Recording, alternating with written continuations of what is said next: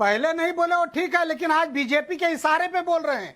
आज अरे भाई, जिसके इशारे पर बोले, बात तो कानूनी बोल रहे हैं कि अगर थोड़ी देर के लिए मान लें कि राज ठाकरे बीजेपी के कहने पर भी ये कह रहे हैं, तो लोग तो कहेंगे कि इसका मतलब बीजेपी और राज ठाकरे दोनों मिलकर वो कह रहे हैं जो बाला साहब कहते थे, और शिवसेना और उद्धव ठाकरे कांग्रेस और एनसीपी के साथ मिलकर कुर्सी बचाने के चक्कर में उन शब्दों से पलट रहे हैं जो बाला साहब कहते थे। तो फिर तो उनके लिए बीजेपी और एमएनएस ज्यादा बेहतर है, जो बाला साहब के विचारों में विश्वास रखता है। देखिए, उद्धव साहब जो कर रहे हैं बाबा साहब अंबेडकर जी द्वारा बनाए हुए संविधान के आधार पर, जो इस देश में, इस महाराष्ट्र के सामान्य गरीब से गरीब, अमीर से अमीर लोगों को मदद करने का काम है, वो कर रहे हैं। और आज कमलेश भाई मुख्यमंत्री हैं, मुख्यमंत्री के पद पे रहते हुए किसी के खिलाफ, किसी जात के खिलाफ, किसी धर्म के खिलाफ वो नहीं कुछ बोल सकते। उनको लोगों को मदद करना, भाईचारा बना के रखना, मुझे सिर्फ गरीबी दूर करना, अच्छी स्वास्थ्य सेवा देना, कमलेश भाई, ये काम पहला काम है। कमलेश भाई, यानी अब मुझे दो सवालों के छोटे छोटे जवाब दीजिएगा। एक, उद्धव ठाकरे के लिए बड़ा कौन है, बाला साहब या बाबा साहब? दोनों हैं। दोनों बराबर हैं? बाला साहब भी हैं और बाबा साहब भी हैं। दोनों बराबर हैं? बाला साहब ऊपर नहीं है? क्योंकि बाला साहब का संस्कार उनके पास है, ईमानदार, सच्चाई और सत्य बोलने का और सच्चाई पे काम करने का। और बाबा साहब अंबेडकर साहब ने जो संविधान दिया है उसके आधार पे इस महाराष्ट्र को चलाने का। दोनों बराबर हैं। बाला साहब की कई बातें बाबा साहब के संविधान के हिसाब से नहीं होती थी सर, सॉरी टू से। वो बहुत स्पष्ट आदमी थे और खुलकर बोलते थे। तो ये मत बोलिए कि उद्धव ठाकरे बाला साहब और बाबा साहब को साथ में एक तराजू पर रखकर चल सकते हैं। जी शुक्रिया। जय हिंद, वंदे मातरम। सुशांत जी, एक मुहावरा है, आप सबने सुना होगा, चौबे गए छब्बे बनने दूबे बन के आए। तो उद्धव ठाकरे साहब के साथ इस टाइम राजनीतिक दृष्टि से यही हाल है। नंबर एक, उन्हें खुद नहीं पता कि उन्हें कौन सी लाइन पकड़ के चलनी है, उस ढोंगी सेकुलरवाद की पकड़ के चलनी है या वो पकड़ के चलनी है जिसने शिवसेना को शिवसेना बनाया और यहां तक पहुंचाया कि वो इस कुर्सी तक पहुंचे। अगर आप टेक्निकली देखें तो उद्धव साहब जो इस कुर्सी तक पहुंचे हैं, वो जो लाइन लेके पहुंचे हैं उसी लाइन से अब वो भटक रहे हैं और जानबूझ के कुर्सी के मारे भटक रहे हैं, पहली चीज। दूसरी चीज, अभी हमारे किसी भाई ने कहा कि राज ठाकरे आज तक कहां थे। चलिए मान लिया राज ठाकरे जी का ये पॉलिटिकल मुद्दा है, बट ये भी एक पॉलिटिक्स है कि मौके पर आप एक मुद्दा उठाएं जो चर्चा में आ जाए, जो डिबेट में आ जाए और उससे उस आदमी को या उसकी पार्टी को लाभ हो। ये पहली बार इस देश में नहीं हो रहा है जो राज ठाकरे कर रहे हैं, ये हमेशा होता आया और आपने भी पहले किया है। दूसरी बात, तीसरी बात आपने ये पूछा कि यूपी की तरह वहां क्यों नहीं हो सकता। भाई, यूपी की तरह वहां क्यों नहीं हो सकता? क्योंकि कुर्सी से ज्यादा जो अपीजमेंट है वो आड़े आ रहा है। यूपी में अपीजमेंट खत्म हो चुका है, महाराष्ट्र में अपीजमेंट शुरू हुआ है शिवसेना के और एनसीपी और अघाड़ी सरकार के। तो जहां पर अपीजमेंट है ही नहीं वहां सरकार अलग तरह काम करती है, जहां अपीजमेंट है वहां अलग तरह काम करती है। इतनी सीधी सी बात है सुशांत भाई। जो कानून के दायरे में जो लाउड स्पीकर माइक लगे हैं किसी भी मस्जिद और दरगाह और मंदिर पे, जो कानून के दायरे में है उसे उतारने की कोई जरूरत नहीं है और उतारने की भी कोई जरूरत नहीं है। और जिन लोगों ने इलीगल तरीके से लगाया है और इलीगल तरीके से बजा रहे हैं वो यूपी में भी उतार रहे हैं, महाराष्ट्र में भी उतार रहे हैं और सब जगह उतारना ही चाहिए जो इलीगल है। इलीगल की कोई जगह नहीं है हिंदुस्तान के कानून में, और कहीं पर भी हिंदुस्तान में जो कानून चलता है यूपी में भी वही चलता है, महाराष्ट्र में भी वही चलता है और मुझे उम्मीद है कि पूरे देश में भी वही चलता है और चलता भी रहेगा।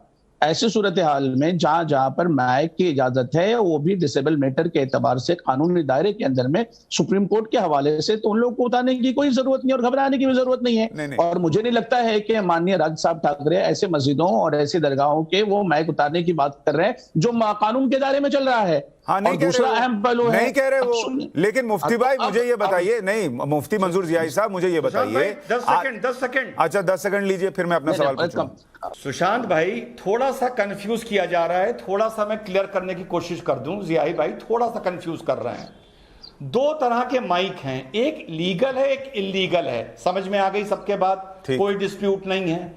लेकिन एक माइक ऐसा है जो लीगल तो है जो लीगल तो है लेकिन 6 बजे से पहले इलीगल है, क्योंकि सुप्रीम कोर्ट कहता है कि 10 से 6 तक माइक नहीं चलेगा। अब मेरा सवाल यह है कि वो लीगल माइक जो मस्जिद पे लगा है, जियाई भाई क्या चाहते हैं कि 6 से पहले फजर की अजान माइक पर होनी बंद हो जाए?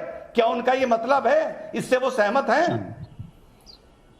अब देखिए, बहुत ही जिम्मेदारी के साथ कहूंगा, पूरे मुल्क के अंदर में जिस तरीके का वातावरण जोर जबरदस्ती करने की कोशिश की जाती है ना, तो जोर जबरदस्ती कानून के दायरे में नहीं चलती है।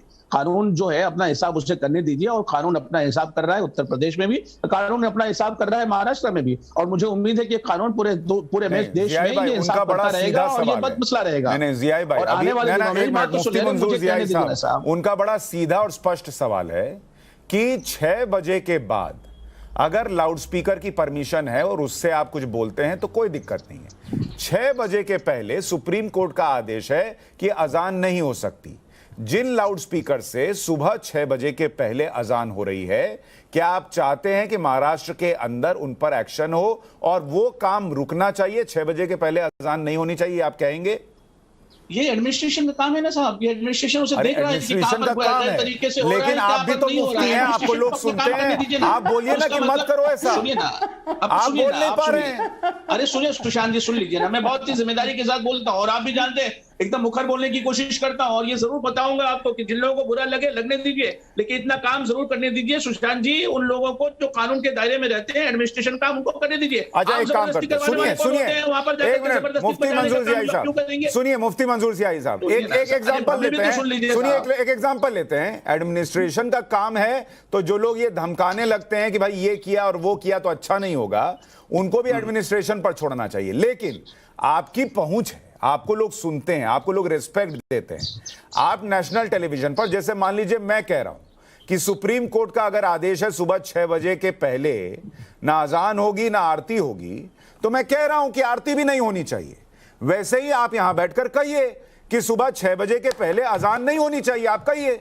सुशांत जी, बहुत ही जिम्मेदारी के साथ सुनिए ना, आप सुनना ही नहीं चाहते हैं। आपके सवाल हैं और हमारे जवाब हैं, तो उसको सुन लीजिए। और पूरा देश इस बात को सुन रहा है कि कानूनी दायरे के तहत जो काम होना चाहिए वही होगा, और मोहतरमा शालिनी ठाकरे साहिबा ने जो कहा है उसको, उस पर अमल उन्हें भी करना चाहिए कि जबरदस्ती दूसरा लाउड स्पीकर वहां पर ला करके जबरदस्ती बजा लेना, क्या ये इंसाफ है? ये कानून है? क्या ये सुप्रीम कोर्ट का उल्लंघन खुलेआम नहीं हो रहा है? एक बजना है और एक दूसरे को बजाना है, तो कहीं ना कहीं ये चीजें मुनासिब नहीं होती है। इसलिए हम आपको दिखाना चाहते हैं कि हम भी कर सकते हैं। देश के कानून का पालन ना करना, अगर देश के कानून का पालन ना करने की बात है और उसको आप गुंडागर्दी कहते हैं, तो सुप्रीम कोर्ट के नियम को कौन तोड़ रहा है? हमारे दरवाजे पर लाकर के भोंगा जबरदस्ती बजाइए, गुंडागर्दी नहीं होगी। आप हमारे नहीं, एक मिनट, आपके दरवाजे पर, एक मिनट सुनिए शालिनी जी, जरा रुकिए। आपके दरवाजे पर आकर अगर हनुमान चालीसा बज रही है तो बुरा लग रहा है ना? वैसे ही, एक मिनट रुकिए मेरी बात सुनिए, वैसे ही उन लोगों को बुरा लगता है, सुनिए ना अभी रुकिए, एक मिनट रुकिए, वैसे ही उन लोगों को बुरा लगता है सर, वैसे ही उन लोगों को बुरा लगता है जिनके घर मस्जिदों के पास हैं और बिना बुलाए आप उनके घर में घुस जाते हैं और सुबह सुबह अजान सुनाते हैं। आजान के अगेंस्ट में आकर के हनुमान चालीसा बजाना, ये हिंदुस्तान के ना सॉरी सर, ये आपका नैरेटिव है, वो अजान के अगेंस्ट में नहीं है सर, वो सिर्फ आपको ये बताने के लिए है। मैं आपको एक एग्जांपल देता हूं, एक आदमी, ना एक मिनट शालिनी जी, इनको एक एग्जांपल से समझाता हूं। एक आदमी पूरे मोहल्ले में मान लीजिए कचरा फेंकता चलता है, तो कल को मोहल्ले के 4 लोग उसके गेट पे अपना कचरा रखकर चले जाते हैं, तो उस आदमी से नफरत नहीं करते हैं, उस आदमी को यह बताते हैं कि देखो तुम्हारे गेट पे कचरा पड़ा रहता है तो कैसा महसूस होता है और ये गलत है, तो उसको आंखें खुलती हैं, हाँ यार मेरे गेट के बाहर मुझे खराब लग रहा है तो दूसरों को भी खराब लगता होगा। ये आंखें खोलने का भाव है, गुंडागर्दी नहीं कहते इसको। अब सुशांत जी, आप सुनिए, आपने जिस तरीके के एग्जाम्पल सेट करने की कोशिश की है, ये एग्जाम्पल बहुत ही बुरी बात है कि आप हनुमान चालीसा पढ़ने को, आजान देने को कचरे से मुतरादिफ कर रहे हैं। अब ये एक मिनट सॉरी सर, ये अब आप पॉलिटिक्स कर रहे हैं, अब आप पॉलिटिक्स कर रहे हैं, ना अब आप पॉलिटिक्स कर रहे हैं, मैंने अजान और हनुमान चालीसा को कचरे से कंपेयर नहीं किया है। रिजवान अहमद, दिक्कत यही है, कोई बात का भाव क्या है उसको पलटकर उस पर पॉलिटिक्स कर दो, ये लोग करते हैं। अभी मेरी बात सुनिए, आपने एग्जैक्टली वही काम किया जो मुझे याद है 2014 के चुनाव के पहले इन्होंने किया था। जब नरेंद्र मोदी ने कहा था कि अगर एक कुत्ते का बच्चा भी गाड़ी के नीचे आ जाता है तो अफसोस होता है, तो उसको बना दिया था कि देश के मुसलमान को बताइए क्या बोल दिया इन लोगों ने। ये इन लोगों की स्ट्रैटेजी है, हर बात में विक्टिम कार्ड ले आते हैं। और यहां तो मैंने हनुमान चालीसा और अजान दोनों को बोला, तब भी गुस्सा कर ले आए, तब भी गुस्सा कर ले आए। अरे जाइए सर, जाइए,